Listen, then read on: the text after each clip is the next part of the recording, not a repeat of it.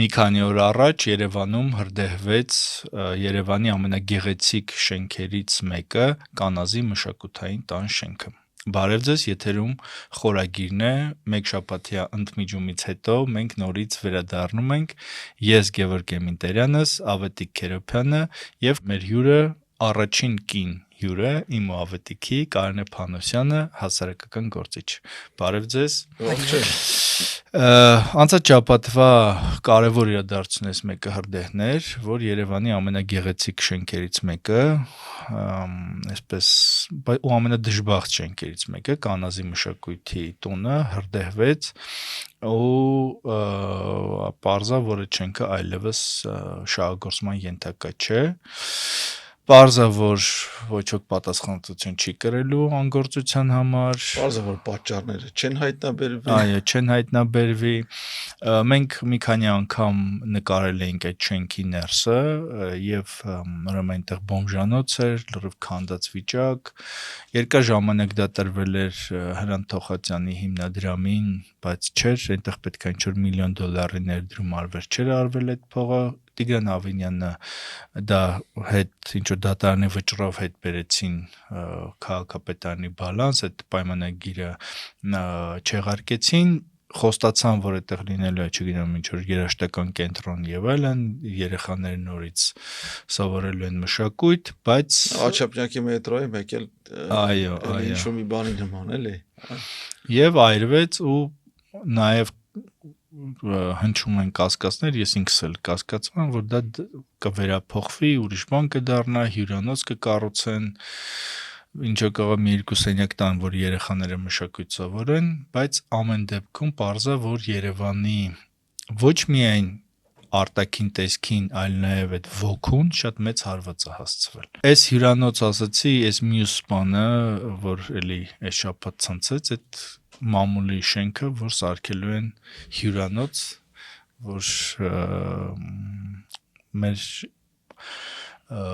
կառավարությունը շատ է սիրում էլի հյուրանոցներ կառուցել։ Այդ թեման, որ շարունակեմ,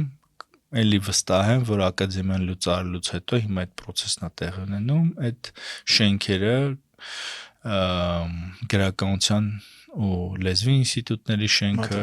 մաթեմատիկայի ինստիտուտ, բոլորը դառնալու են հյուրանոցներ եւ ուրեմն պարզա, որ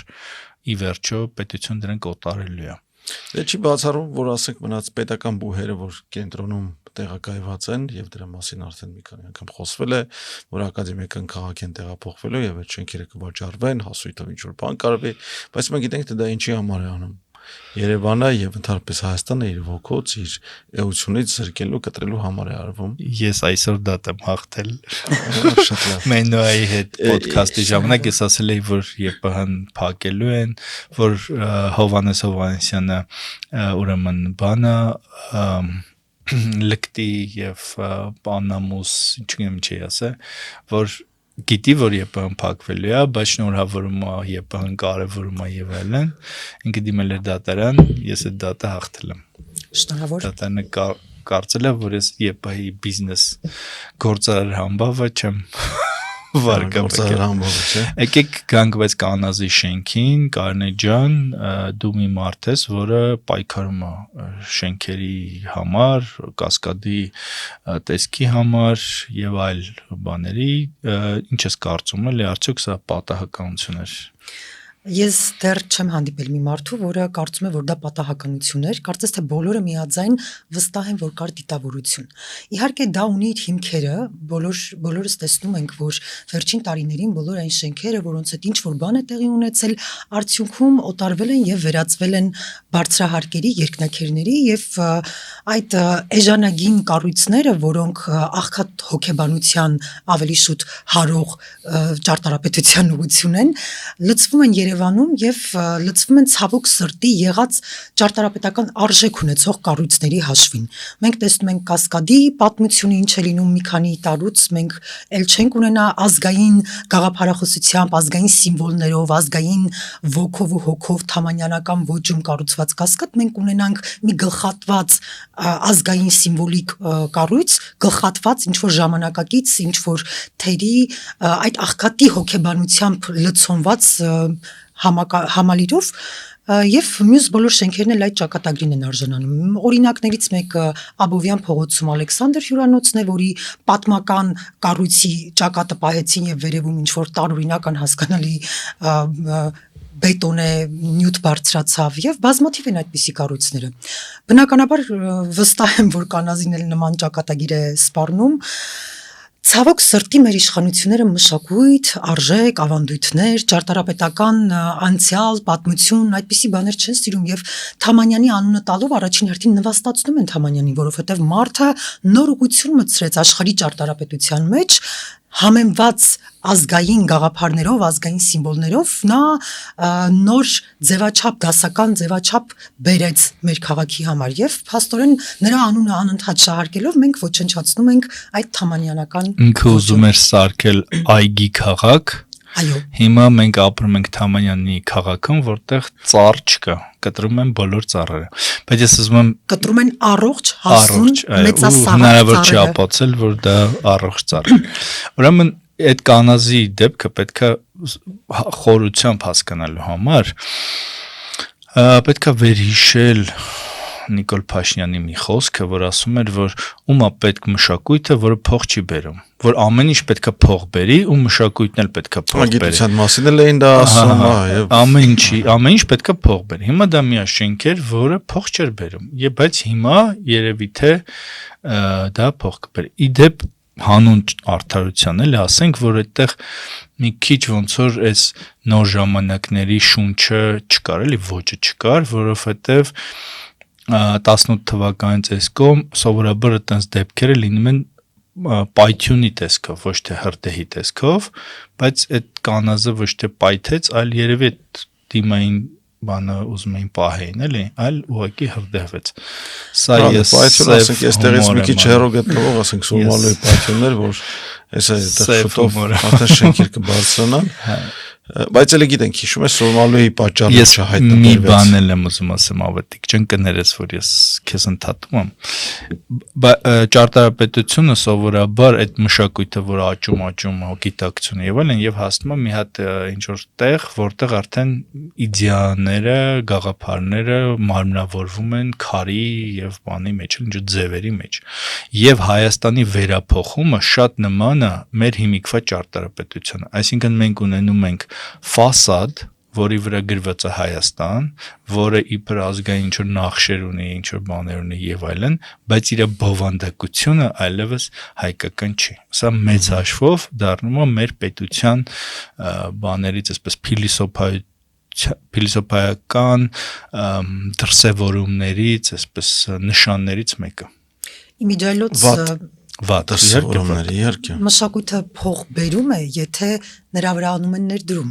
Միևնույն է, ներդրումներ արվում են, բայց արվում են այլ ուղղություններում, ոչ մշակույթի մեջ։ Դրա համար էլ արդյունք չեն տեսնում։ Ես միշտ վիճում եմ այն մարքետոլոգների հետ, որոնք ուզում են ազգայինը մի կողմ թողնել եւ վազել նորամուծությունների հետևից, ասում եմ, ուրեմն դուք վատ մարքետոլոգ եք, որովհետեւ չեք կարողանում վաճառել մեր մշակույթը։ Ես туриզմի ոլորտից լինելով ակնհայտորեն տեսնում եմ վերաբերմունքը օտար մարդկանց մեր մշակույթին, երբ նրանք ճանաչում են այն։ Եվ դեռևս դեպք չի եղել, որ որևէ մեկ ասի դուք հետաքրքիր մշակույթ չունեք։ Բոլորը Հայաստանից հեռանում են սիրահարված մեր մշակույթին, հենց մշակույթին, ոչ թե բարձրահարկ ապակեպած շենքերին։ Այո, տխմարագույն եւ իրար նման։ Այդտեղ մի շատ կարևոր բան կա, որ հայկականությունը որպես կոլորիտ ընկալելը, որպես յուրահատկություն ընկալելը,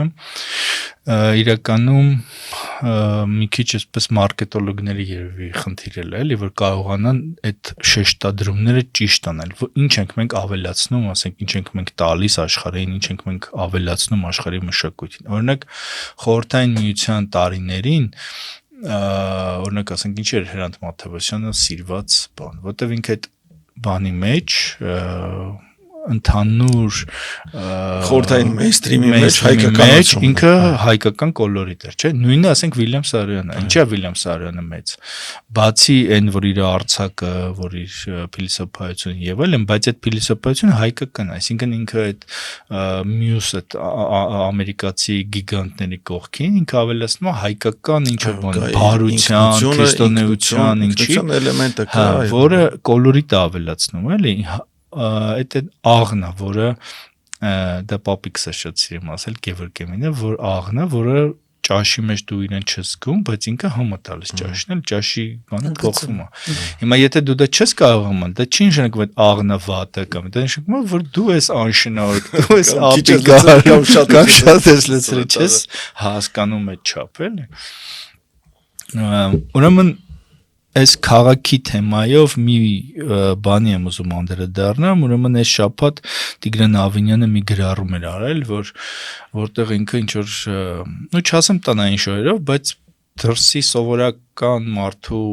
շորով, այսպես casual ոճով, չէ, casual-ը, այս պիջակն ու ջինսն էլ է casual։ Չէ, իրանք վերնաշապիկով, որոնք պիջակը smart casual, հա։ Չէ, ինքը լրիվ casual է։ Հա, շալվարով վերնաշապիկը վրայից գծված, իր քսենյակում ընդունել է քաղաքացիների։ Իհարկե ոչ մի խոսք չկա, թե այդ բովանդակային բան չկա, իրան չեն ասում, ինչից են դժգոհում եւ այլն։ Եվ դա համարվում է որպես նորմալ բան, որ այդ PR-ի ընդհանուր այդ ԿՊ-ի PR-ի մեջ, որ ասենք մենք հասարակ մարդիկ ենք, ձեզնից մեկն ենք եւ այլն, դրա մեջ տեղավորվող բան, բայց դա վիրավորական է։ Ճիշտ ասած, ես դա նայել եմ, որ ոնց որ վիրավորանք ընդունել, որտեղ ինքը պաշտոնյա, ինքը մեր քաղաքը գլուխն է։ Իր կաբինետում ինքը իրավունք չունի սովորական ինչ որ ասենք խալաթով մարդ ընդունելու կամ չգիտեմ ինչ անելու, էլի։ Ինքը պարտավոր է, այո, ինքը պարտավոր է պաշտոնյային վայել, պատշաճ հագուստով դիմավորի քաղաքացիներին, որոնք են հարկ են վճարում, ինչ որ խնդիր ունեն եւ այլն, դա հարգանքի նշան է։ Հանդես է գալիս իր պաշտոնով։ Ավելին ինքը պետքա փողկապով լինի պարտադիր, որովհետեւ առանց փողկապի դա արդեն ուրիշ ոճ է։ Ինքը պետության ներկայացուցիչն է, համայնքի գլխավորն է եւ այդ համայնքի դեմքը պետք է անի։ Ինքը իրավունք չունի այդպես ոնց ուզի հակնվի, ինչ ուզի ցույց տա։ Եվ ենթադրում եմ, որ հաջորդ անգամ, եթե սա դեմը չառնենք եւ չասենք, որ սա ամոթա պարոն Ավինյան մի արեք այսպիսի բան, ինքը հաջորդը երևի պերաշկի ուտելով է դիմավորել կամ չգիտեմ, շորցիկով կամ բանի քավարի բանով կարտոլ ուտելով տենց, որ ես սովորական տղա եմ եւ բանեմ։ Նու սա նշանա նրա, որ ձևը կերել է բովանդակությունը։ Մեր երկրում ձևը ամեն ինչ է։ Բովանդակությունը մղվել է երկրորդ պլան։ Կներես Կարինե ջան։ Վերջերս լսում էի ռուս հոկեբան Ալեքսեյ Սիտնիկովին, կարծեմ այդպես էր ազգանունը, հոկեբանության դոկտոր, փիլիսոփա, եւ նա խոսում էր ֆիլմերում, կրիմինալ ֆիլմերում բացասական կերպարի մասին եւ խորհուրդ էր տալիս սցենարիստներին բացասական հերոսին մուտք անել ֆիլմ առաջին կադրում ուտելու տեսարանով։ Իհարկե սա որևէ կապ չուներ այս զրույցի հետ, բայց երբ դա լսում էի, միանգամից ուղիղ այսպես հարագից անցավ մեր իշխանությունների հետ, որոնք ամենտեղ ուտում են։ Լավ է, որ մենք ֆիլմում չենք թե վատը, ես չգիտեմ, գոնե ֆիլմերում բացասական Իմիջիալոց այդ ուտելու տեսարաններով ներկայանալը դա իրականում խորը իմաստ ունի, հենց պարզեցնել, հասարակացնել այն ամեն ինչը ինչ որ տեղի ունենում, նորմալի վերածելով դա նորմալ դարձնելով եւ այս սրա հետ մենք ասենք լիքը բան ունենք էլի նույն ուտելով ասենք տեղի ունենում Երևան քաղաքում կանաչ տարածքների սպանդը, հա, միջալոց ասենք շենքեր կան, որոնք շենքերի տեղն են սարքվել, իսկ շենքեր կան, որոնք այգիների տեղն են սարքվել։ Չմոռանանք ասենք Պարոնյան փողոցի վրա այգու փոխարեն սարքեցին մի հսկայական շենքային համալիր։ Էլի կլինի այդպիսի բաներ։ Հա, եւ չեմ բացառում, որ ասենք այս Կոնդի կամ Նորագյուղի մեծամասշտաբ ծրագրերը, որոնք որ հղացել են այս իշխանությունները, իրենք կլինեն արդեն ոչ միայն շենքերի կամ այգիների հաշվին, այլ պատմամշակութային հուշարձանների հաշվին։ Չմոռանանք ասենք, որ Կոնդում էլ, բանում էլ, Նորագյուղում էլ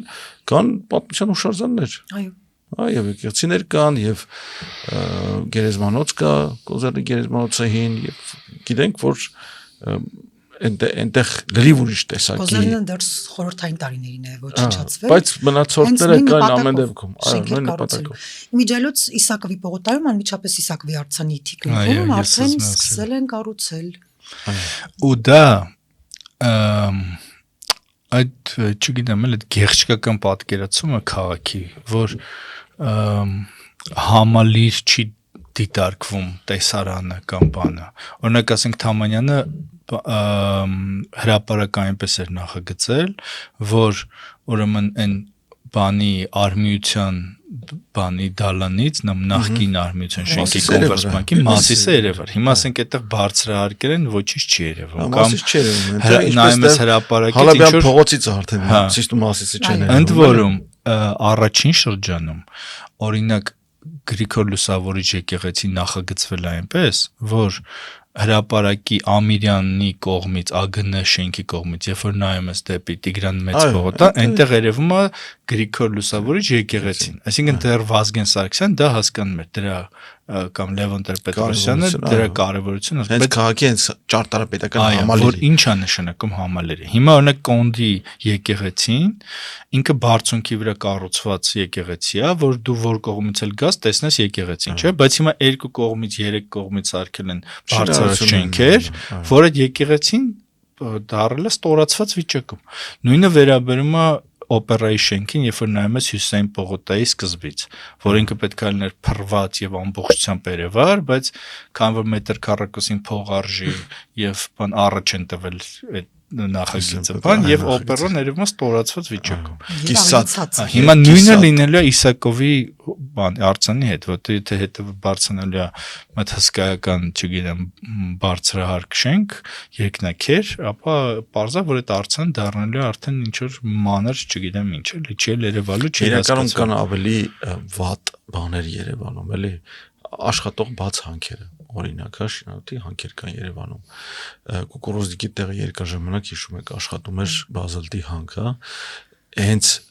հերոստաշտերակի շրջակայքում այնպիսի անկանոն բնակարանաշինություն գյուղաշինությունը գնացել, որ Երևան մտնում ես, եթե առաջ Երևան մայրաքաղաքի տպավորություն էր թողնում, այսօր Երևան թողնում է մայրա գյուղի տպավորություն։ Այն աստիճանի անկանոն եւ անտրամաբանական անօրեն շինարարություն է գնացել Երևանում, բայց կենտրոնում էլ նույն բանն է միջալոց, մենակ ծայրամասերում չի։ 33-րդ թաղամասը դուսին, որը քանդեցին օղին հավասարեցին եւ մտեղը ընդհանուր չգիտես ինչ կերպարով, ինչ տեսքով եւ ինչա լինելու այնտեղ Երևան չի լինելու հաստատ էլի։ Իմիջիայլոց անընդհատ բարեկարգման մասին խոսում քաղաքապետարանից, կառուցապատողները, մինչդեռ Երևանը արդեն ամբողջական էր, կազմակերպված գաղափարային առումով ամբողջություն էր, ձեր նշած համալիրն էր, իր վրա ոչինչ պետք չէր ավելացնել, հա, Չարենցի բառերը հիշեցնենք Թամանյանի արձանին, տեսել էր արևային մի քաղաք, այո, պատվանդանեն բաներած, նա տեսել է երևի արևային մի քաղաք, հա, հիմա արևային քաղաքը վերածվել է, ասենք, լրիվ անկանոն մի բանի, գյուղի է վերածվել իրականում, իր ոչ թե գյուղական բնակավայրն եմ ուզում շեշտեմ, հա, գյուղ այն իմաստով, որ ինքը չունի հատակագիծ, տրամաբանություն։ Միջից Տիգրան Ավենյանը երբ որ դարձավ քաղաքապետ, գլխավոր ճարտարապետի հաստիքը վերացրեց, նշանակեց դրա փոխարեն մի քանի տասնյակ նույնիսկ օգնական ու խորհրդական, եւ այսօր քաղաքը չունի գլխավոր ճարտարապետ եւ գլխավոր ճարտարապետի գրասենյակ էլ չունի։ Իսկ դա ամեն ինչ տեղի ունենում, իսկ ինչ որ կմահաճույքներով կամ ինչ որ օրվա այսպես տրենդով։ Ուրեմն ես էլ ուզում հիշեմ պապիկին Գևորգ Էմինին, ինքը մտ գրառում ունի, որ երևի կուզեցել է ինչ-որ բան գրի կամ բանաստեղծություն սարքի կամ ելույթ ունի եւ այլն, sense թղթի կտորի վրա գրած է Երևանը մայրաքաղաք չէ, այլ մայրաքյաբաբ։ Կանխազգացել է ապագան Երևանի։ Եվ հիմա օրինակ այդ խնդիրը չէ, որ հիմա ասում ենք որ շենքը եւ այլն, դա հատակագծի խնդիրն է, որ նախագիծ չկա, կառավարման խնդիր է դա։ Հիմա օրինակ այդ Կասկադից մինչեւ ամերիկյան համալսարան ընկած հատվածը նոր թանկարժեք թաղամասա չէ, որտեղ ինչ որ բան էլիտար շենքեր են, ես ինչ, բայց այդ շենքերը չունեն դիմագիծ։ Հիմա կարար բան, օրինակ parza որ Փարիզում ինչ այդպեսի բան, այնտեղ փողոցներ չկան, շենքեր կան, փողոցներ չկան։ Շինությունները կա, բնակավայր, որպես այդպեսին, ընդհանուր տրամաբանությամբ գոյություն չունի։ Ոչ կոյուղի, ոչ ջախում միջալուց, Այս կոյուղի ջուրն էլ տեսել ես, ասենք ինչ սարսափելի իրավիճակ է Երևանում տիրում, հենց մի բան տեղի ունենում, սա ջրերը դուրս են գալիս ու փողոցների մեջտեղ դիմագիծ էլ չկա, ավելի քիչ են։ Դիմագիծը չկա, բայց կարող քաղաքապետարանը ինչ որ ասել, որ ասենք այս գիծը պետքա պահեք, այս ոճը պետքա պահեք, առաջարկեք, այս չգիտեմ ինչ տալիս, ինչպես կարող են պահել։ Այդ եմ ասում։ Հրազդանի կիրճում բնության հուշարձան բազալտի սյուները վերացրին։ Մյուս կողմն էլ է շարունակում։ Ժամանակի Երևանի վերջի շարունակելու, այո։ Ու ամեն դեպքում parza, որ եթե չլինի պատասխանատվություն, այսինքն միջև ինչ-որ մեկին չբռնեն, չդատեն եւ խիստ չպատժեն, այս բանը բերելու է նրան, որ մենք կորցնելու ենք ուղղակի Երևանը։ Երևան դառնալու է ապրելու համար, արդեն դարձել է ապրելու համար ոչ պիտանի քաղաք, դիմագիծ չունեցող եւ վտանգավոր, էդ էլ հետը։ Այո։ Եվ ստացվում է, որ արևելքը հաղթում է, էլի արևմուտքին Երևանում, որովհետեւ այդ ծուռումուռ փողոցները հատակագիծ չունեցող քաղաքները եւ այլն բնորոշ են արևելքին, արևմուտքը ավելի գիտականորեն է մոտենում, էլի բանին ուղիղ փողոցներ գծված հատակագիծ եւ այլն, այո։ Երևանը այդպիսի քաղաք է եղել մինչեւ 1920 թվականը, եղել է փոշոտ եւ ծուռումուռ փողոցներով քաղաք, ինչ որ մարդիկ եկել են, իրենց կյանքը դրել են, այստեղ սպանվել են, նույն Թամանյանը ըստ էության սպանվել է ինքը, էլի։ Իր կյանքը դրել է Երևանի վրա եւ փորձել է սարքի եվրոպական քաղաք, կյանքը դրել է Երևանի վրա, նաեւ այստեղ, չէ։ Եվ բայց անցնում է ժամանակ, մեկը մտածողությունը ընկալթացող ջուրը քարը ծակում է եւ նորից քաղաքը վերադառնում այդ արևելյան ոճին, բայց արդեն բարձր հարկերի տեսքով, այսինքն արդեն ոչ թե փոքրիկ տներ են, որ արանքներով գնաց կոնդի նման, այլ արդեն այո։ Շարժվելու տեղ չեն թողնում։ Այո, մյուս բանը, որ այս շաբաթ էլի շարունակվեց ու քաղաքապետը ասաց, որ սա մեր բանն է, հաղթանակն է եւ այլն, Ամիրյան փողոցը նորից քանդելն է, որ ասած սա կլինի դասական օրինակ, թե ինչպեսին պետք է լինի փողոցը եւ այլն։ Նու ես իհարկե չգիտեմ ինչ են անելու Ամիրյանը, բայց ակնհայտ ես գիտեմ ինչ են անելու։ Էլի զրկելու են ծառ են կտրում։ Ծառերը կտրել են, իբր լայն մայթերի պատրվակով, այնտեղ սարքում են հերթական շոկ փողոցը, ընդ որում պետք է ասեմ, անցած կառավարությունը այս կառավարությունը որոշում ընդունեց, որ Երևան քաղաքում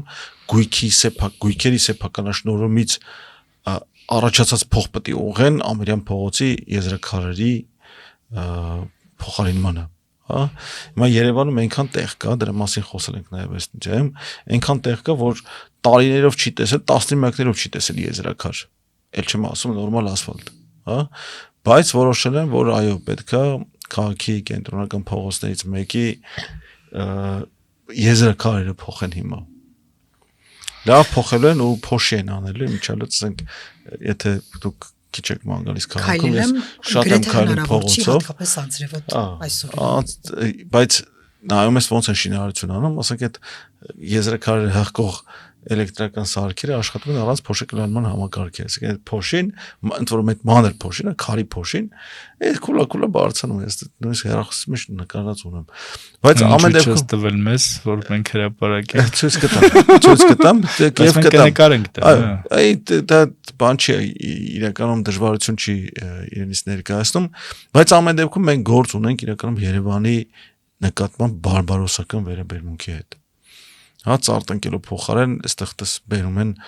այս վերջերս ընկերներիցս մեկը Facebook-ում գցեց մի նկար, որ 4 տարի առաջ տնկած ծառերը, թեղիները, որոնք որ ինչ որ չափով ինչ որ արդեն մեծացել էին, հայ դրանք այսպես արմատախիլ են արվում, ու տեղը որոշում են այս քաղաքապետի հոր կամ չգիտեմ բարեկամներից մեկի տնկարանից բերած ծառերը տնկեն, որոնք իմիջիայլոց փոշի կլանելու փոխարեն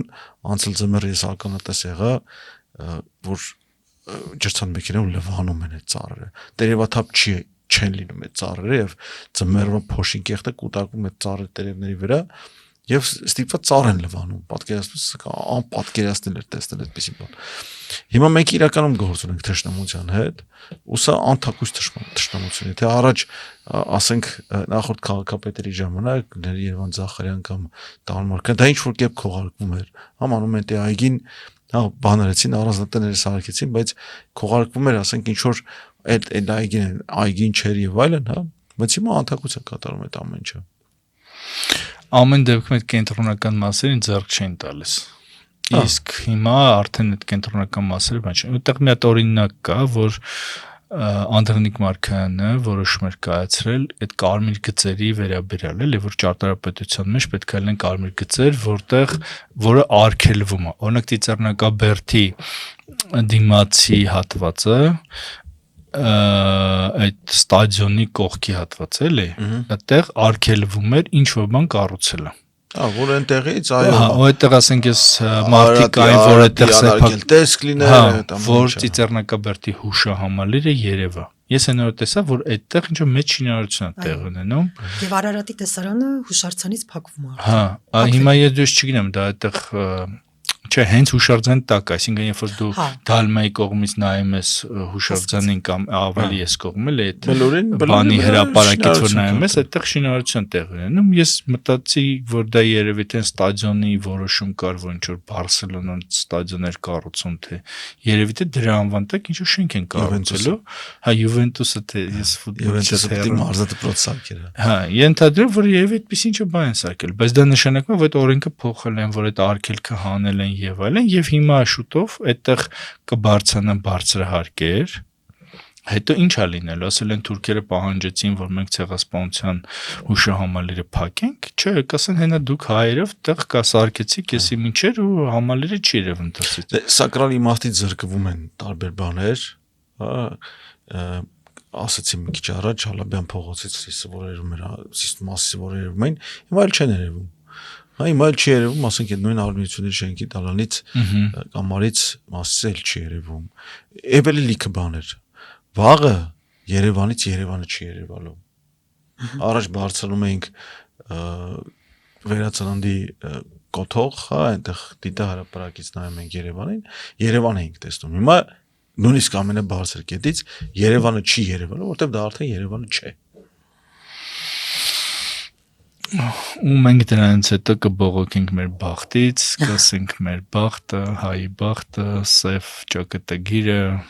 եւ այլն մեզ ուրեմն հետապնդում է եւ այլն։ Ջորեցի ընկեր Արտուր ասում է Աստված հային թող բրկի հայից։ Ուրեմն անցաչափատվա նո կարևոր իրադարձություններից մեկը Նուսաևի նախանցաչափատվա իրադարձությունն էր, որ ուրեմն Նիկոլ Փաշինյանը այդ մետրոյի դեպքի երեկոյան հայտարարեց, որ եթե մենք ԿՊ-ն սահմանադրական մեծամասնություն ոչ թե չընտրվի, այլ սահմանադրական մեծամասնություն չստանա, ապա սեպտեմբերին կսկսի պատերազմ։ Հերթական մանիպուլյացիա։ Այո, իհարկե։ Դե չմոռանանք եւ հիշեցնենք մեզ ինքներս, որ հայ ազգին պատերազմով երկու հոգի են սպառնում՝ Ալիևը եւ Փաշինյանը։ Հիմա այդտեղ իհարկե հարցեր են առաջանում, որ ինքը մարդ է, մահկանացու, եթե հանկարծ իր հետ ինչ-որ բան լինի, ինչ է լինելու, էլի միանգամից ասենք հաջորդ օրը մեր վրա հարցակվելու են, մեզ հոշոտեն, բզկտեն եւ այլն։ Արդյոք մենք այդքան անուշ, թույլ եւ հուսահատ ենք, որ չենք կարող ոչ մի ձևով ոչ մեկին դիմադրենք եւ վնաս հասցնենք։ Դե այդպիսի վիճակ ստեղծել են իրականում այս 8 տարիների ընթացքում անընդհատ գնացել են անընդհատ թուլացման ճանապարհով։ Ինչ որ բաներ փորձում են արդարանալ, որ այսքան զենք են կառել եւ այլն, բայց չենք ուժեղացել։ Զենք կարող առել ենք, բայց չենք ուժեղացել։ Եվ չպետք է մոռանանք, որ պատերազմով գալիս են, երբ որ վստահ են հաղթելու։ Հիմա այս թույլ վիճակում բարձր որ ասենք ցանկացած թուրք կամ ադրբեջանցի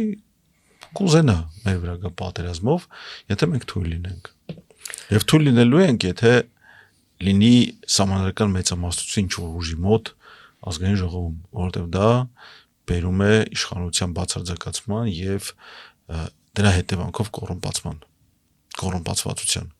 Այն ինչ որ այսօր ունենք։ Գուցե հիմա անգրագետ բան ասեմ ռազմական տեսանկյունից, բայց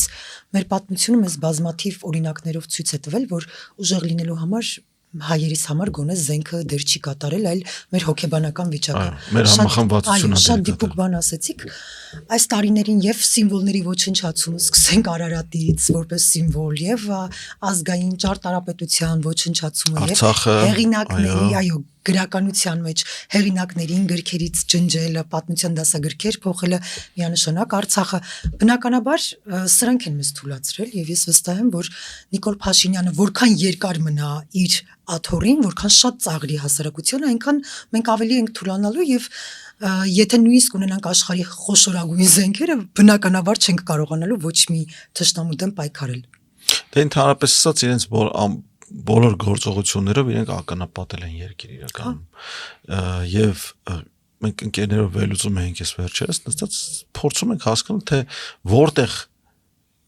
է մնացել լուծելի խնդիր եւ հասկանալ է դառնում այս իշխանությունների ասենք գործելավոճը վերլուծելը որ համարյա ամենտեղ ստեղծել են անլուծելի խնդիրներ օրինակ Երևանում խցանումների խնդիրը դառել է անլուծելի խնդիր այն աստիճան են արդեն ամեն ինչ ապականել եւ խտացել ու խցանումները լուծելու համար պետք է վիրահատական քայլեր գնաս շենքեր պետք է թաղամասեր պետք է ջնջես հա որ կարողանաս լուծել այդ խնդիրը նույնը վերաբերում է ռազմական անվտանգության ոլորտին պետք է խնդիրը լուծելու համար պետք է զինվորականության ողջ բարձրագույն զինվորականություն պետք է գործից ազատես որովհետեւ իրանք էլ բարձրաստիճան էլ գեներալներ չեն իրականում հա գեներալ իրենք են պատճառով են կոչվում գեներալ որ բացի սպայական կոչումից նաև բնական եւ բարոյական պարտականություններ են ստանձնում այլևս այդպեսին չեն ով ուզում է լսի թող ուզում է նեղանա թող ուզում է չնեղանա ճանաչում եմ այդ մարդկանց գիտեմ որ իրենք այլևս կամակատար են շատ վաղուց եւ էլի լիքը տեղեր կա այդպեսի հա սահմանների անվտանգությունը համարյա ամենտեղ ադրբեջանցիները եկել գրավել են գերիշխող բարձունքներ, գերիշխող դիրքեր, այդ ամեն ինչը բերել է նրա, որ մենք կանգնած ենք անլուծելի խնդիրների առաջ եւ հանձնված ենք թշնամու կմաճուկին իրականում։ Այս խաղաղությունն էլ չի էլի։ Ես կասկած չունեմ, որ մեն ամեն ինչը որ ներկայացվում է որպես իբր չստացվեց, չենք կարողանում եւ այլն, դա բայց ունի քաղաքականություն, քաղաքական գիծ ունի, կամք կա, որ դա պետք է հասցնեն միջև վերջ ու դա առաջին հերթին ինքնության վերափոխումն է։ Չարամիտ դիտավորությամբ։ Իհարկե, այս ինքնություն բառը հիմա շատ է ասվում ոնց որ ազգային բառը եւ մի տեսակ բան է էլի որակազրկվել է բայց այսպեսի մի հատ բան կա էլի եթե դու ասենք գայլին գնաս ուզենաս սարքես աղվես այդ գայլը պետք է դիմադրի չէ բայց գայլը որ ասենք չի դառնում սիրով դառնում աղվես ուրեմն իրական գայլը չէ այսինքն եթե այս ինքնության դեմ բանը գնում է ու հասկանալի է ինչու որտեվ այդ ինքնությունը որ կա ինքը բացառում է թուրքերի հետ բարեկամություն ինքը բացառում է ինչ որ բաներ եւ քաղաքական աշխարհակաղակական բաներ եւ ինքնությունը որ կա ունի պահանջ որը չեն ուզում մեր կողմից տեսնեն, որտեղ պահանջը, որը հիմնավորված է ինչ-որ բաներով, ինքը վախենալու բան է։ Իր հետ պետք է առերեսվես։ Մեր ձեռքից իրականում ինքնության հետ միասին խլում են պահանջը։ Այո։ Պահանջը արժանապատիվ ապրելու մեր հայրենիքում։ Պահանջը մեր երեխաներին հայեցի մեծացնելու։ Հիմա այդ եմ ասում, բայց դա կարա չխլվի։ Ոչ ոք չի դիմադրում դրա դեմ։ Ես ասում եմ, որ խնդիրը խլողը չի, պարզա, որ պետքա այն, չգիտեմ, ասենք ինչ որ Վաշինգտոնում նստած ինչ որ մեկը կամ Բրյուսելում նստած ինչ որ մեկը ասի, որ ավելի ձեռնտի ամես, որ ասենք այս ճանապարհը ասենց ուղիղ գնա եւ այլն, բայց ասենք իրան տան հետազոտական բան, որ ասենք գիտես դա խնդիր ունի հայկական ինքնության հետ, ասենք այս 100 միլիոնը վերցրեք, ասենք այս դասագրքերը փոխեք, այս երկերը փոխեք, գերբը փոխեք եւ այլն, ու կան մարդիկ Հայաստանում, որոնք մեծ սիրով այդ փողը վերցրել են, ծախսել են արդեն, չգիտեն, վերցնելու եւ այլն, այդ ինքնություն փոխել են, բայց այդ ինքնությունը մեր ինքնությունն է, չէ՞, բայց ոչ ոք դրա դեմ չի պայքարում, ասենք չի ասում, որ ոնց թե չէ, պայքարողները կան, ուղղակի դա ազգային պայքարի չափ դեռ չի ստացել։ Որովհետև մարդիկ չեն պատկերացնում ինչպես պայքարել դրա դեմ, որովհետև դա բնականորեն մեզ գենետիկորեն հասած չեն ընկալում, որ դրա դու խոսում ես նրա մասին, որ գեներալներ չկան, չէ՞, որովհետև իրենք չունեն այդ բարոյական կողմը գեներալ կոչվելու, չէ՞։ Հիմա այդ նույն բանը վերաբերում է ակադեմիկոսներին։ Այդ նույն բանը վերաբերում է դոկտոր, պրոֆեսորներին հումանիտար ոլորտի, որոնք պատերի տակ դժգոհում են ինչ-որ բաներ են, բայց իրենք չեն կարող կոնցեպտուալ առումով դրան դիմակայ են։ Այսինքն իրանք չեն կարողանում, օրինակ եթե անխուսափելի է Թուրքիայի ծահմանի բացումը, չէ, ուրեմն պետք է այդ ինքնության մոդելը ստեղծի, որը ոչ մեզ վիրավորի, որ մեզ բանը կոմպրոմիսը ինչ-որ բան լինի, չէ։ Բայց որը կպահի մեր, այսինքն մենք չենք դառնա, այո, մենք չենք դառնա թուրքահայ, այլ կլինենք հայ, որը ինչ որ ժամանակավոր, այո, բանի է գնում։ Օրինակ ասենք Արամ Մանուկյանի ոչ ոք չի կասի, չէ, ինքը հայ չի։ Բայց ինքը ասենք թուրք հրամանատարին ընդունել է շուկով, ես հիմի չարա եւ այլն պատիվ ա տվել, նո չգիտեմ, խոնարհվելուն չեմ հավատում։ Հա, ուզում ասեմ, որովհետեւ դա այլ ելք չի եղել այստեղ, ինքը որպես դիկտատոր գնացել է այդ քայլին, բայց ինքն է հաղթել Վանը, ինքն է հաղթել Սարդարապետը, ինքը չլներ, մենք չենք լինելու, այդ միանշանակ էլի։ Հիմա ուզում ասեմ, ոչ թե այդ ձևից է պետք է արչել, այլ այդ բովանդակային բանն է պետք է առաջարկել։ Ոնց ես դու սրա դեմ։ Եթե դու չես առաջարկում դա, այն դրսի առաջարկածն է գալու մտնի եւ բան ստանա, էլի, կենթանություն ստանա Հայաստան։ Եթե մոլախոտից չես մաքրում հողը։ Այո։ Հողը լեւս կոմի չէ։ Եվ այս ուրեմն համատեքստում անդրադառնանք ուրեմն Նիկոլ Փաշինյանի մի հայտարարությանը, որ ասում է, որ Ղարաբաղյան շարժումը եղել է ավանտյուրա, որը իրական խելագարվելու բան է։ Բոլոր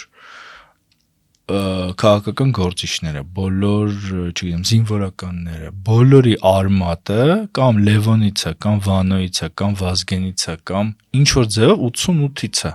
Վազգեն Մանուկյանից է, չէ, ինչ որ ձևով 88-ից է, բայց համարվում է իբր Քոչարյաններ բան, առաջնորդ, չէ, իբր Քոչարյաններ այդ անկախության դեմ, որտեղ սովետական բաներ էր մտցնում եւ այլն բան, իբր Նիկոլը անկախականը կամ եսի ինչա, բայց անումը ճիշտ հակառակը, այսինքն բարձվում ինքը վարկաբեկում է այն, ինչից որ մենք սկիզբ ենք առ, այսինքն ոնց ազգային զարթոնքի արմատը, այո, հայհոյումը ասում իրականում այդպեսին պիտակումը ոչ միայն Ղարաբաղյան շարժումը, այդպեսին պիտակվել է պահանջատիրությունը, այդպեսին պիտակվել է արդեն ցեղասպանության ճանաչումը եւ դատապարտումը, այդպեսին պիտակվել է էլ ինչ ասես, բանի օրակարգը, պատմական հիշողության օրակարգը, եւ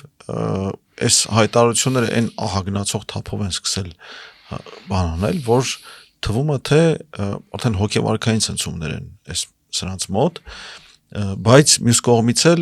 դրանք միտված են բայց դրանք միտված են նրան, որ այս ընտրություններից առաջ իրականում հասարակության մի մեծ զանգվածի մոտ խորացնեն զզվացությունը եւ ապաթիան, որովհետեւ մարդիկ չգնան ընտրատեղամաս։ Իրականում սա շատ մակերեսային հենց բան ունի, նպատակ, մակերեսի վրա գտնվող նպատակ ունի։ Խորացնել այդ զզվացությունը, խորացնել այդ ապաթիան, խորացնել համոզվածությունը, որ բան էլ պետք չի անել, ինչին ձեռտվեցիր, զզվելի հոտ է գալու, էլի։ Ես մի քիչ գուցե ոչ պոլիտկորեկտ բան ասեմ, բայց ես կարծում եմ, որ սա շատ նման է Խարդախի վարքագծին, էլի, որ մարդը ասում է, որ մենք բարձրացնում ենք ինքնիշխանությունը, մենք, չգիտեմ, բան ենք, անկախականներ ենք եւ այլն, չէ, ու անում է ճիշտ հակառակը, այսինքն դու Խարդախը, որ ուզում է քեզնից փող վերցնի, ինքը ասում է, ես փող եմ տալու, դու հարստանալու ես եւ այլն, հետո փող չկա, որ ասում է, որ չգիտեմ, ես սեր եմ տալու, չգիտեմ, եթե բանկից ձեզ զանգել են ընտիրի առաջարկում, ուրեմն այդ ընտիրը իրանց համար իրականում ոչ թե քո։ Սա Խարդախի հոգեբանություն։ Այո, եւ նույն տրամաբանությամբ, տես այդ նույն, ասենք, մայիսի 28-ին հայտարարված զորահանդեսը, որը իրականում ոչ թե զորահանդես պետք է լինի, այլ հաշվետվություն Այն ռոբոտ-շանն է, չէ՞, մանտալը։ Ռոբոտ շունել մանքը դա, այդ ամեն ինչն էլ կանեն։ Եվ էլի նման բաներ, տես բարեկեցությունն է բանանում, հա, ներկայացվում, ասֆալտը որ փորձում էին ներկայացվել որպես լավ փուլեր, ուժը բանակի բարեփոխումը, որը իրականում չի վերածվում Հայաստանի ռազմակալված տարածքների ազատագրմանը, այո, դու շատ ճիշտ ես, որ գործ ունենք տիպիկ խարդախության հետ, որ մեզ մի բան ասելով իրականում մեզնից խլում են մնացածը։ Եվ հետաքրքիր է, որ այդ բոլոր կոչերը, որոնք արվում են, ըստ էության պիտի տրամաբանորեն պիտի հակառակ ռեակցիա առաջացներ իր երկրպագուների մոտ, բայց բոլորովին էլ կարծես այդպես չի, դեռ մեծ զանգված շարունակում է վստահել եւ հետևել իրեն։ Այս վստահության կամ երկրպագության թեման իրականում լուրջ սոցիոլոգիական, այսպես բան ունի, սոցիո-հոգեբանական իմաստ ունի։ Միշտ կա իշխանության բանը, էլեկտորատը, ով ուզում է լինի իշխանություն։ Իրանք միշտ հավատում են իշխանությանը, որովհետև չունեն կամ չեն ուզում վերլուծել, չեն ուզում վերլուծել սպառնալիքները, չեն ուզում հասկանան կամ առերեսվեն այդ սպառնալիքների հետ, որովհետև դա բերում է պարտականության բան, գիտակցություն։ Եթե դու ինչ-որ մի բան տեսնես, որ վատ է, պետք է դրա դեմն առնես։ Եթե չես ուզում տեսնես այդ վատը, կարող ես հանգիստ գնաս, ասենք փորդ լցնես, գիշերը գլուխդ հանգիստ դնես բարձին եւ ոչ մի բանի մասին չմտածես, անհոգ լինես։ Դա իմիջիայլոց շատ բնորոշ է դառել մեզ այս վերջի մի քանի տարում, որովհետեւ սպառնալիքները չափազանց մեծ են դառել եւ անլուծելի են թվում։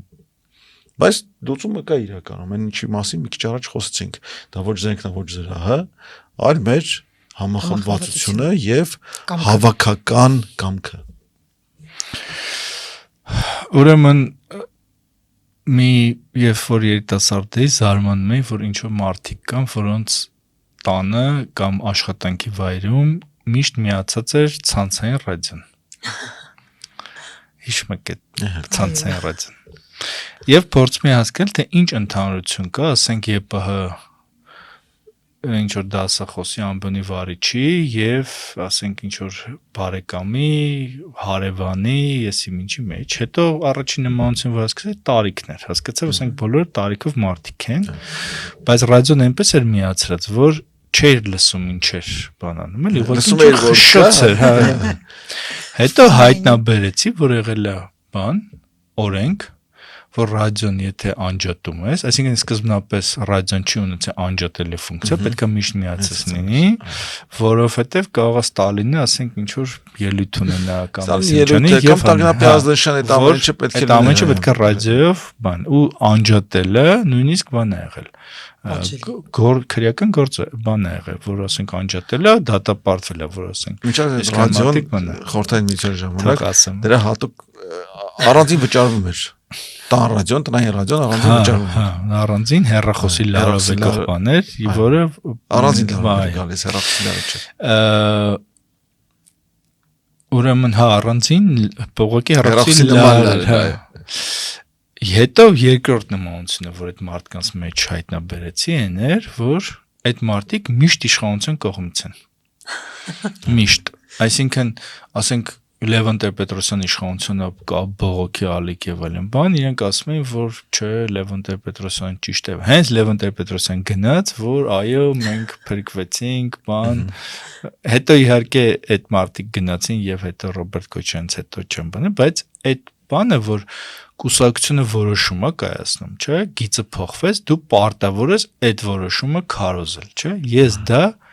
եւ սիրելի դասախոսների մոտ եմ տեսել, որ մարդիկ ումից ես ինչ-որ բաներ եմ սովորել, իրենց շատ հարգել եմ, սիրել եմ եւ այլն, եւ ազգականներ, տարիքով մեծ եւ որ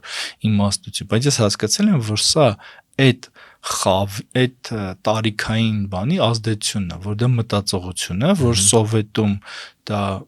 մցրել են շատ ուժեղ ու դա հնարավոր չի սովետիկուսի իրական ամենակարևոր բնութագիծն է։ Մի հատ էլ բան իմ հայտնագործներից մեկը ցույց ասեմ էլի։ Այն մարդիկ ովքեր տեսել են համաշխարհայինը երկրորդ պատերազմը էլի, իրանք բոլորը խմում էին եռացրած ջուր ու համարում են, որ այդ եռացրած ջուրը ամենաօգտակար բանն է, որ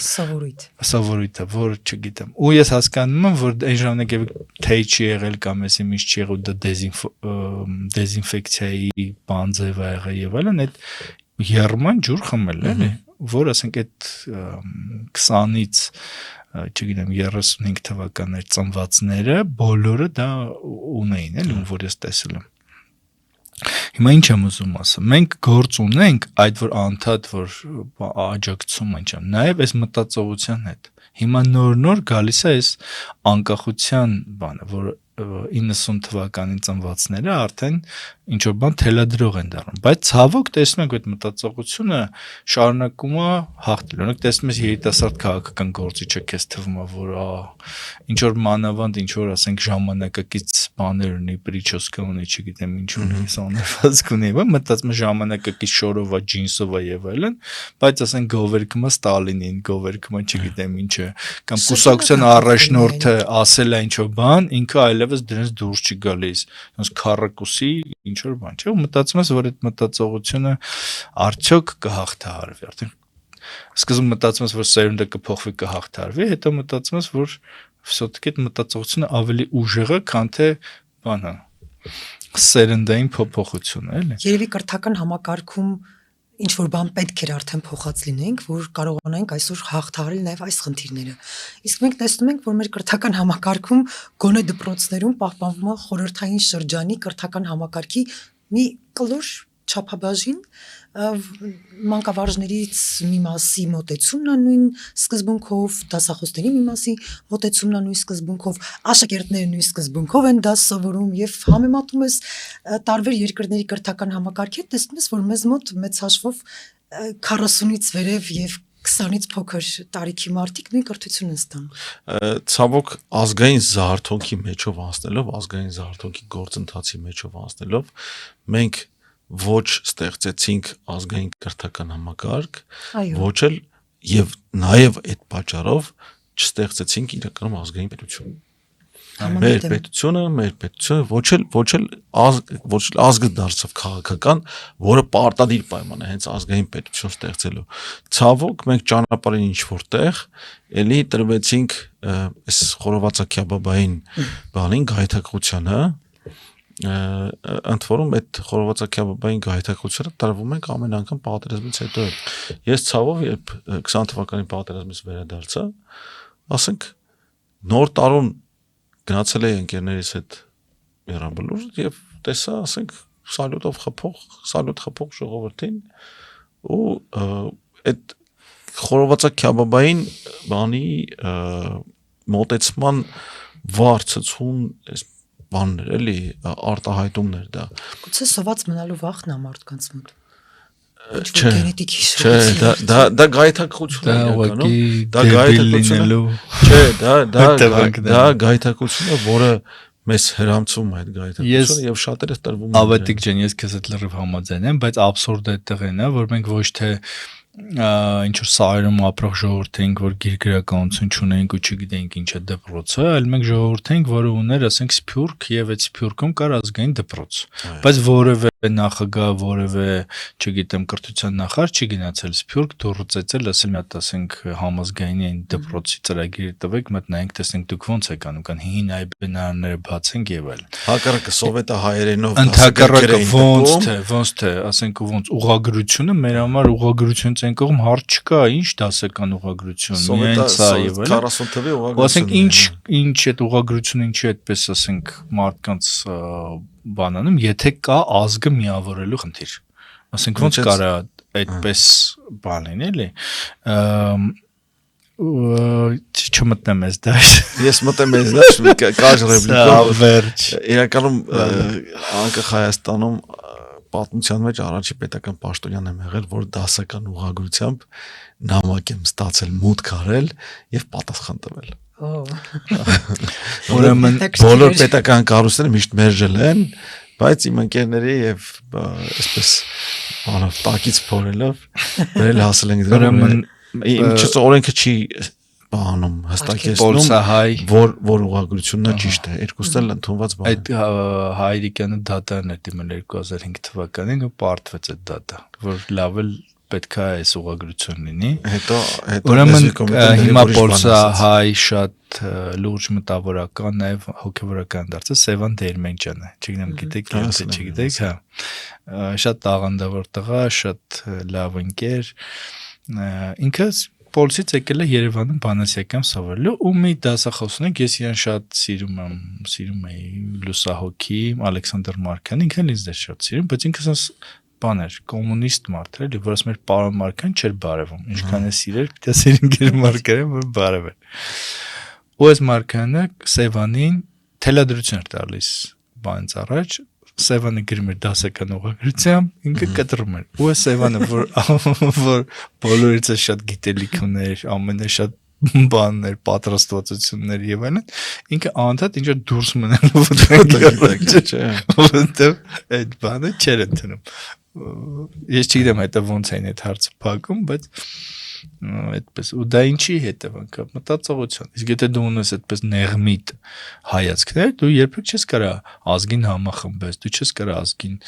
նոր մշակույթ տաս, այդ կոլորիտը անես, չգիտեմ, քաղաք սարքես, չես կարող բանակ սարքել, որը ասենք չկա ինչ ինքնությունա պաշտպանել, ինչ իմաստուն դա պաշտպանելը։ Եթե ասենք ինքնություն չկա, ինչը պաշտպանես։ Հենա կգնաս կդառնաս այն հարցակվողի կողմից Չերչիլի խոսքերը շեն գտե մշակույթ չլինելու, ինչ այս կրեվան։ Ինչ անենք սրանով եզրափակենք մեր այսօրվա ամփոփումը։ Էլի չհասանք մեր գոնե 4 թեմային է շատ։ Բայց եթե ունես բան, որ ուզում ես ավելացնես, ավելացրու։ Ես մի բան կուզեի հիշեցնել, տես այս Նիկոլ Փաշինյանի անցած շաբաթվա այդ մետրոյի դեմարշին պանցիկ անդրադարձանք, այս իրականում մի բանի ենք ականատես լինում, որ ներկուսակցական քարոզարշավի անվան տակ իրականում տեղի ունենում ընտրական օրենսգրքի խախտում, ընտրությունների հետ կապված օրենսդրության խախտում, բացահայտ կերպով նախընտրական քարոզարշավ է իրականացնում վարչախումբը, բայց չունենք պատշաճ արձագանք, այսպես կոչված այս անկախ դիտորդների կողմից մի փոքր բան փորձեցին ասել, բայց դա գնաց կորավ համընդհանուր աղմուկի մեջ, բայց դրա հետ կապված մի ուրիշ բան տեղի ունեցավ։ Կրծքանշանը, որ կպցրել է այս կրծքին եւ փորձում է հրամցնել դա քաղաքացիներին, շատերը հենց այդ նույն մետրոյի միջադեպի ընթացքում մի քանիսը հրաժարվեցին այդ կրծքանշանից, բայց դրանից հետո մեր արդեն հիշատակած Տիգրան Ավինյանը որոշեց, որ այդ կրծքանշանը հանկարծ ստացել է բանի պետական խորհրդանիշի կարգավիճակ։ Պատկերացնում ես, հենց դրա մասին ասել է, որ դա պետական խորհրդանիշ է եւ այլն, Հայաստանի քարտեզը։ Միշտ բացում ես օրենքը համանadությունը պետական խորհրդանիշի մասին, քարտեզի մասին այնտեղ բան չկա։ Բան չկա։ Դրոշը, օրներքը եւ այլն, բայց մյուս կողմից էլ ընտրազանգվածի մեջ մի հսկայական մաս կա, որ պետական խորհրդանիշներն համարում պաշտոնյաներին, ասում են բանելով քննադատելով Փաշինյանին քննադատում եք վատ բան եք ասում էր պետությանը եւ դա իրականում մի քիչ գալիս գտնում էր նախորդ թեմաներից մեկին որ իրականում նույնականացվել է իշխանությունը եւ պետությունը երկար ժամանակ հենց սովետից մնացած բանա դա եղել ու այդ միտքը չի վերացել Ռեյգանի ելույթներից մեկն էի բանում, այս վերջերս լսում, ասում եմ ես ընդամենը ժամանակավոր պատիվ եմ ստացել պրեզիդենտի պաշտոնը զբաղեցնելու։ Ընդամենը ժամանակավոր եմ դա ստացել։ Եվ այդ ժամանակավորությունը իրականում չի ընկալվում այսօրվա իշխանությունների կողմից որպես ճշմարտություն։ Նրանք կարծում են, որ կարող են եւ պարտավոր են վերարտադրվել, ընդ որում գիտենք բան են անում են 4 հանրապետությունային հռչակում իրենց կուսակցության համագումարում եւ բացարձակ մեծ համանրական մեծամասնություն են որոշել ստանալ իրականում իրենց հակաժողովրդավարական էությունը դրանով ցույց տալով Ես համաձայն եմ քեզ հետ Ավետիք ջան, որ այդ համանդրական մեծամասնության մասին խոսեցինք, բայց չբացատրեցինք ինչու է այդ խնդիրը առաջացնում, որովհետև եթե ամեն ինչը կենտրոնացած չլինի մարդու ձեռքին, իշխանությունը կարող փլուզվի։ Օրինակ ըստ համանդրության ազգային ժողովը ավելի բարձր մարմին է, քան վարչապետը, չէ՞։ Այսինքն իրենք պետք է վարչապետին հարցեր տան, չգիտեմ, ասեն, ես ինչ արեցիր, նախարարին հաշվետու, կառավարությունը հաշվետու, բայց վարչապետը բանա, SMS-ը գրում падգամավորին, ասում է, այս հարցը դու կամ այսպես քեզ պահի կամ այսպես падգամավորին ասում մանդատից հրաժարվի։ Ինչու՞ն է խոսքը։ Չեռնամրձինը մի հատ խոսքն է, ասում է, ինչ կուսակցություններ, որոնց փորձում ենք սարքել, վերջում սարք դառնում է KPSS։ Հիմա այդ է, որ մտածողությունը պիտի փոխվի, որովհետև իրականում օրինակ Նիկոլ Փաշինյանը սկզբում ինչ որ ժողովրդավար կերպար էր անում, ասում էր, որ համասան պետքա ընտրություններ լինեն, ընտրություններով որոշվի վեկտորը եւ այլն, հայ։ Տխրար չեք հոգաբարձներ մարդիկ, ոնց որ ասենք ինձ նման մարդիկ հավատացել էին, որ ասենք իրոք մարդը ուզում է ընտրություններով որոշի ռեկտորով եւ այլն, եւ ես զոհ գնացի այդ իմ բանին, հավատալուն, որ ես հավատացի Ես էլ զոհ գնացի, իրականում Դումանյան Վահարամի խնդրանքին համաձայնվելով մտել համալսարանի հոգաբարձությունների խորհրդի կազմի մեջ եւ եղա հիշում ես միակ մարդը, որ հրաժարվեց հրաժարական այն ժամանակ ես ճիշտ ասած չէի հավատում որ դու հրաժարական կտաս ես ասում եի որ քիչ մարդ կար եւ որ հավատում էր որ հրաժարական չեմ տա չէ բայց կային մեր կողքը մարդիկ որոնք ասում են որ չէ Ավետիք դες քեզ չի ջանջում մի անգամ ենք հանդիպել ասում են բոլորն են սիրուն դեմքերով գալիս խոսում են հետո բայց որ այն սև հեռախոսազանգումը գնում են դա անում են ես ուզում եմ ասել որ այդտեղ ավելի շատ մտածողության հարց է։ Օրինակ հիմա մեծամասնական այս համանդրական մեծամասնություն որ Նիկոլ Փաշինյանը ամեն ձև ուզում է ստանա, ինչու՞, որովհետև դատախազի ժամկետը լրանում է, այսինքն մյուս գումարման բանը պետք է նշանակի ընտրի դատախազ 60% ձայնա պետք որ ստանա եթե ամբողջը Նիկոլ Փաշինյանը չտենքը ստիպված լինի կոմպրոմիսի գնա իր իշխանությունը կփլուզվի որովհետև այլևս չի կարող դատախազին ասի սա արա նա արա չգիտեմ ինչ արա եւ այլն այդ դատախազը միայն պատասխանատու չի լինելու Նիկոլ Փաշինյանի առաջ ու օգնականն է, չէ՞, հիմա փաստացի օգնականի Սարգիս գլխավոր դատախազ։ Հիմա այդ գլխավոր դատախազը այլևս հաշվի կնստի բան հետ։ Ու դա համանուն գրված է հենց այդ սկզբունքով, որ դատախազը չվերածվի մի ուժի ձեռքին բանի խամաճիկի հրահանգներ կատարողի, դրա համար կոմպրոմիսային ընտրություն լինի։ Հիմա ինքը ասում է, որ համանդրական մեծամասնություն չլինի, պատերազմ սկսի, չէ՞։ Ուրեմն Հակոբ Պարոնյանը ասում է, որ մի պոետ խմբագրի մասն ասում է Հայաստանի վիճակը կողբար, ասում է թեպետ ասում է իր վիճակը Հայաստանին աղեկ չէ։ Այս իր բանն էլի որ ինքը իրական ինքն է պատերազմի վտանգ զգում էլի իր անձի դեմ, ոչ թե Հայաստանն է պատերազմ սպառնում։ Հոգեբանները կասեն իր խնդիրը ուղղում է հասարակությանը եւ փաստացի բռնապետական ճանապարհով փորձում